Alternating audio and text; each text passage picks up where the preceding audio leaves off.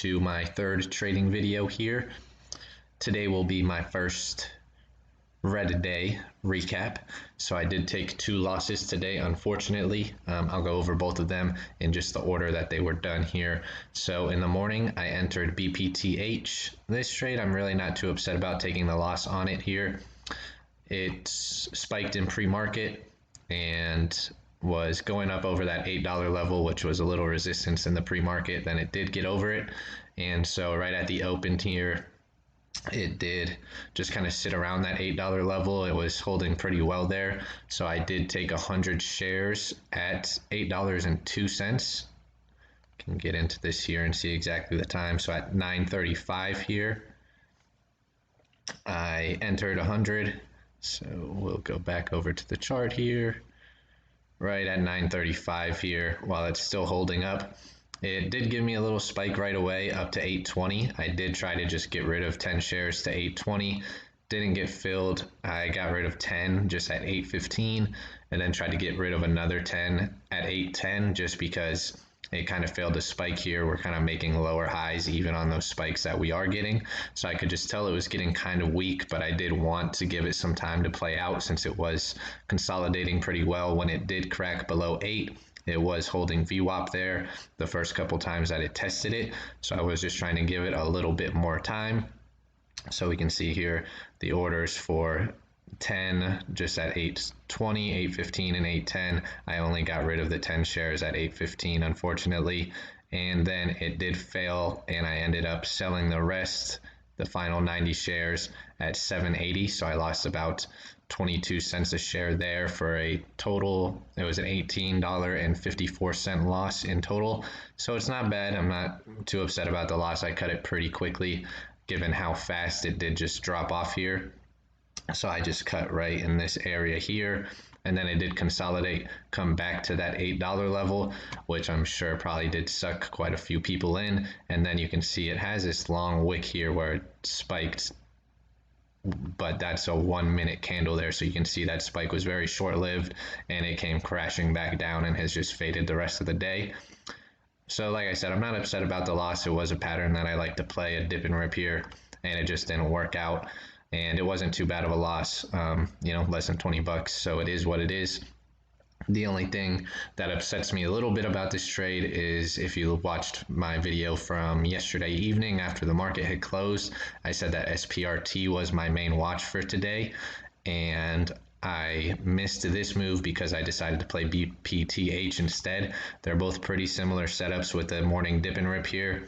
I was looking at SPRT over 11, and as you can see, we opened right over 11, came back down to 11, and then spiked up over 1250, came back down, consolidated, and kind of tested this green to red level, and then really took off and hit 1472 today.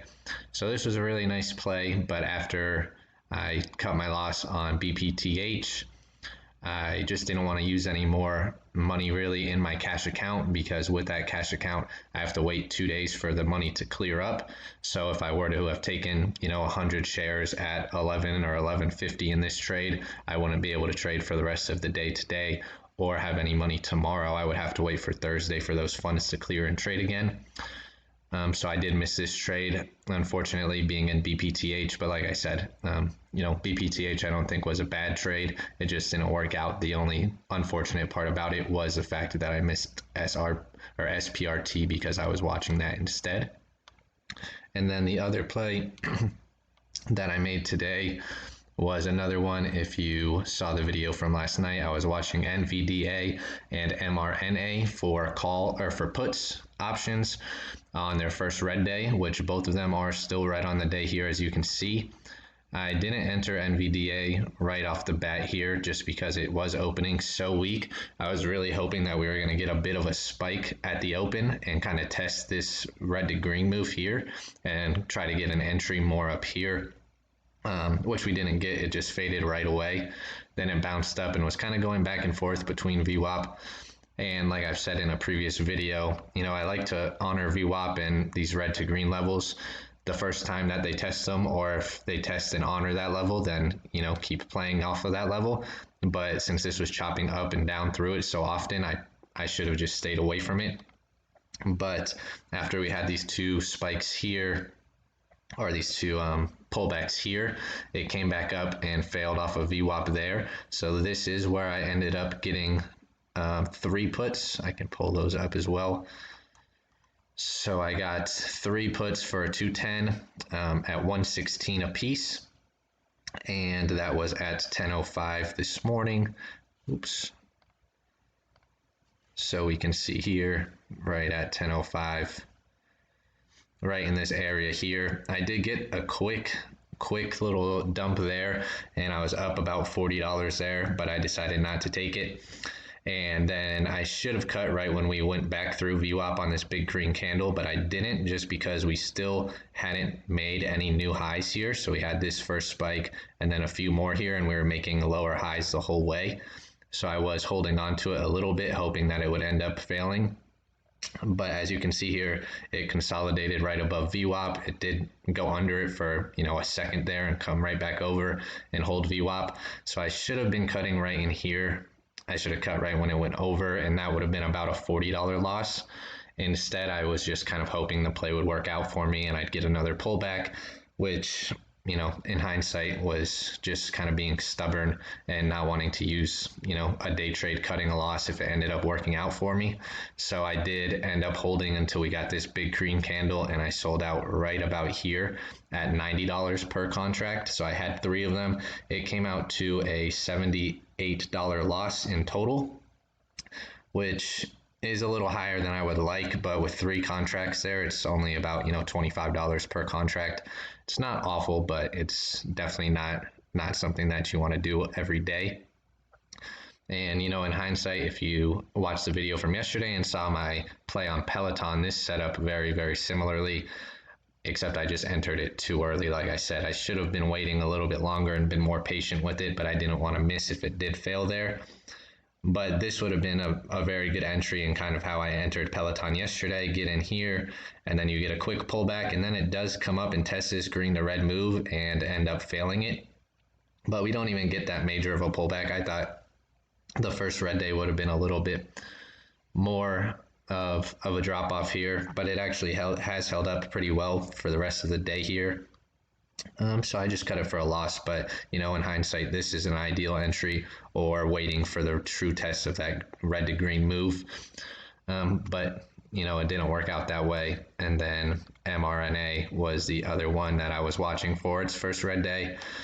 And it's kind of like BPTH and SPRT, how I played BPTH, and that didn't work out, and SPRT set up the same way, and that one did work. And the same thing pretty much happened here. MRNA did come up, sold off at the open. I came up and tested VWAP, and then did get that big pullback there. This was just about the same time that, my option went the other way, unfortunately. So there are 2 very similar patterns here. I just took the wrong of the 2 on both of them, which is unfortunate, but it happens. And, it's just something for me to look into a little bit and try to, spot some differences between the 2 and see why this one may have worked out and why the other one didn't. If there were any, red flags there that should have pointed me towards MRNA and SPRT instead of the 2 trades that I took. But, it's just part of the game. So it was about, a little less than $100 in total losses today between the 2 accounts, which, isn't awful, but definitely isn't great. And if you did watch the video from yesterday, I said I was also watching CARA today. If we went green out of the open to fill the gap, but you can see here, we sold off right away and it hasn't done anything. So I stayed out of that. And PXLW was another one that was on my watch this morning for a break of $6, but this had a bad open. It did end up going green on the day and testing and slightly breaking that $6 level, but it was just a really weak move here. Let me make this a little bigger. And these are just minute candles, so you can see these spikes over $6 did not hold up well at all. So I stayed out of this one as well, and it's just kind of chopped sideways and faded all day. So not much going on there either. But there was definitely a couple opportunities, good opportunities today in the day. Unfortunately, I just took, the 2 plays that didn't work out. And that happens from time to time. But I'll still have a little bit more than half of my cash account for tomorrow that I can, trade with for any low float stocks that might still be in play tomorrow. I don't have a watch list for tomorrow set up yet. I am out of day trades until Friday, so I won't be playing any options until then. But thanks for tuning in for the third video here, and have a good one.